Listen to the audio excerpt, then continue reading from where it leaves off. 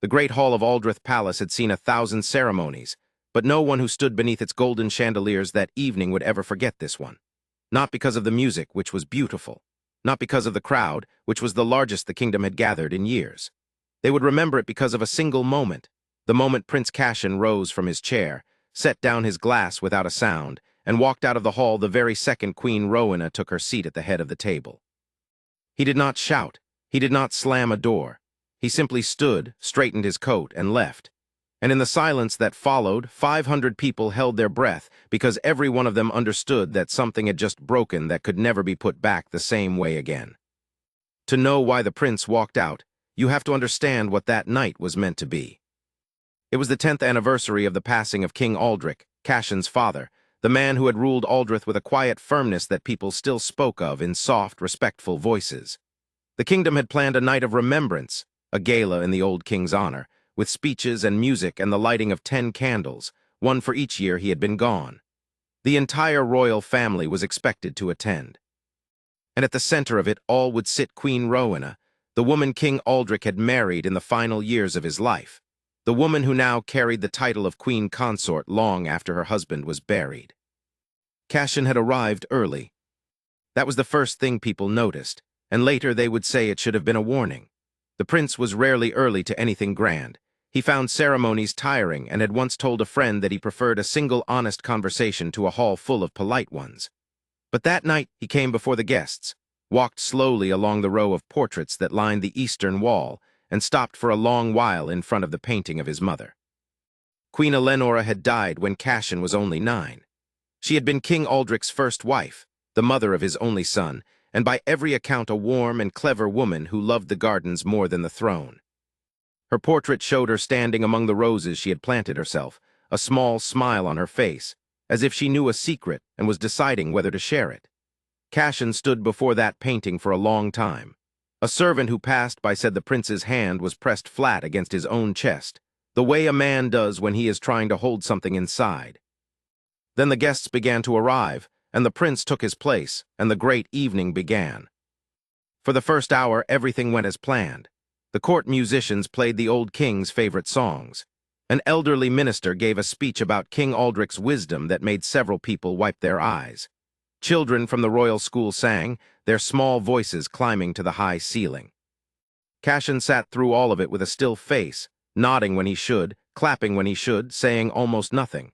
Those seated near him thought he seemed sad, which made sense on the anniversary of a father's death. No one guessed how much was moving beneath that calm surface. The trouble, when it came, arrived wearing a smile. Queen Rowena entered late, as she always did, in a gown the color of deep wine and a necklace that caught the light with every step. She was a striking woman, tall and certain of herself, and she moved through the hall like someone who had long ago decided the room belonged to her. She greeted the ministers. She laughed at the right jokes. And as she made her way toward the head of the great table, the seat that had once belonged to King Aldrich himself, she paused beside the row of candles that had been lit in his memory. What she did next was small, so small that half the room did not see it, but Cassian saw. The 10th candle, the one closest to the table, stood slightly crooked, its flame leaning where a draft had caught it. As Rowena passed, she reached out and with 2 fingers pinched the wick and put it out. Perhaps she thought it a mess. Perhaps she simply did not want smoke near her gown. She did it without breaking her stride, without a flicker of thought, the way a person swats away a fly. Then she continued to the head of the table and lowered herself into the king's chair. And Cassian stood up. It happened so quickly that the servant refilling his glass nearly spilled it. The prince rose, buttoned his coat, and stepped away from the table. The music was still playing. The queen was still settling into her seat. But every head near the front of the hall began to turn because the sight of the crown prince walking away from a ceremony held in his own father's honor was the kind of thing that could not be ignored. He walked the length of the hall with steady steps, past the portraits, past his mother's painting, and out through the tall doors into the night, leaving behind a silence so complete you could hear the last candle's smoke curling toward the ceiling. For a long moment, no one moved. Then the whispers began, low and fast, and Queen Rowena's smile stayed frozen on her face like a mask that no longer fit. Outside, the night air was cold and clean. Cassian stood at the top of the wide stone steps and breathed as if he had just come up from underwater. He did not know he had been followed until he heard a familiar voice behind him. "That was quite an exit," said Lord Marin, the old advisor who had served 3 generations of the family. Marin was perhaps the only man in the kingdom who could speak to the prince without weighing every word. "You will have the whole court talking for a month." "Let them talk," Cashin said quietly. Marin came to stand beside him, leaning on his cane, looking out over the dark gardens. "I have known you since you were a boy who hid frogs in the throne room," he said. "So I will ask plainly, what was it? What made you leave?" Cashin was silent for a while. When he finally spoke, his voice was low and tired. "Do you remember the candles, Marin?" "I do. 10 candles, 1 for each year my father has been gone." The prince's jaw tightened. "The 10th one, the one closest to the table, I lit that one myself before the guests arrived, not for my father." He paused. "For my mother." Marin turned to look at him. "It was 10 years ago tonight my father died," Cashin went on. "But it was 15 years ago tomorrow that my mother did. I was 9. And every year on the night before, I light 1 candle for her wherever I am. I lit it tonight and I set it at the end of the row so it would not be noticed, so no one would ask, so I could keep that one small flame for her in a room that had forgotten she ever existed." His hands had curled into fists. "And Rowena put it out, without even looking, as if it were nothing, as if she were nothing." Marin was quiet, and in his quiet was the weight of understanding. "You think she knew?" the old man asked at last. "No," Cashin said, and somehow that was worse. "That is the thing, Marin. She did not know, and she did not care to know. She has sat in my mother's place for 10 years and never once wondered what it cost the people who loved her first. She put out that flame the way she has put out everything, quietly, easily, without a second thought, because to her the past is only a thing that stands in her light." He shook his head. "I could have forgiven her a cruelty done on purpose. A person who hurts you on purpose at least sees you, but she did not even see the candle." They stood together in the cold for a long time. Behind them, faintly, the music had started again, the court doing its best to paper over the crack that had opened in the evening. But something had shifted, and both men knew it. "You cannot keep walking out of rooms, Cashin," Marin said gently. "One day the room you walk out of will be the one you are meant to rule." "I know. Then what will you do?" Cashin looked back at the palace, at the warm light spilling from its windows, at the shape of a kingdom that would one day be his to hold. And slowly, something in his face changed. The hurt was still there, but beneath it now was something steadier. "I am going to go back inside," he said. Marin raised an eyebrow. "After that?"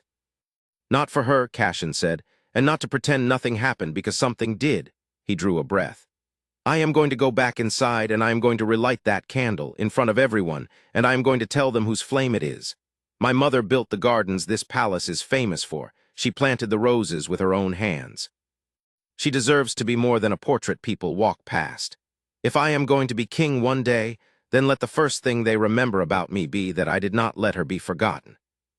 Marin looked at the young man beside him, no longer entirely the boy who hid frogs, not yet fully the king he would become, but something in between, finding his shape in the cold night air. And the old advisor smiled. "Then go," he said, "light it." Cashin turned and walked back up the steps.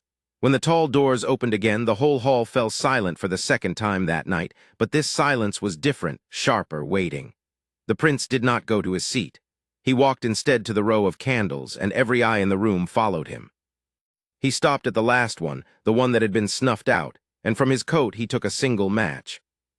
Queen Rowena watched from the head of the table, her wine-dark gown suddenly looking less like power and more like a costume.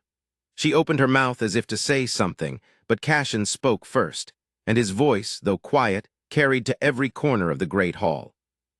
"We have lit 10 candles tonight for my father," he said. "A good king, a good man, and he is remembered as he should be." He struck the match. "But there is one more flame I would ask you to remember. This one is for Queen Eleonora, my mother, who died 15 years ago tomorrow, and who loved this palace not for its throne, but for its gardens. Every rose you passed on your way here tonight, she planted." "Every one?" He touched the match to the wick, and the small flame caught and steadied and grew. "She should not be a candle that is easily put out, so I light it again, and I ask you to remember her name." For a moment, there was only the sound of that one flame. Then from somewhere in the crowd, an old minister who had known Eleanor arose to his feet and pressed his hand to his heart. Another followed, and another. All across the hall, one by one, the people of Aldrich stood not for the queen at the head of the table, but for the memory of a woman most of them had loved and few of them had spoken of in years, because it had been easier to let her fade. They stood, and the candle burned, and Cassian stood beside it with his head lifted and his eyes bright. Queen Rowena remained in her chair. She was still, watching the room rise around her, understanding at last that a thing she had put out without thinking had just relit itself into something she could not control. She said nothing. There was nothing to say. When the evening finally ended, and the guests drifted out into the night, they did not talk about the queen's gown, or the minister's speeches, or the children's songs. They talked about a prince who had walked out of a room, and then walked back in to light a candle no one else had remembered to keep. They talked about a mother's name spoken aloud in a hall that had forgotten it. And more than a few of them, going home in the dark, thought about the small flames in their own lives that they had let others put out without a fight. Cassian was the last to leave. He stood alone before his mother's portrait once more, the sounds of the emptying palace fading behind him. The painted Eleonora smiled her secret smile among her roses, and this time the prince smiled back. "I did not let them forget you," he said softly. "Not tonight, not ever." Behind him, at the end of the long table, the 10th candle went on burning, small and stubborn and bright, refusing to go out.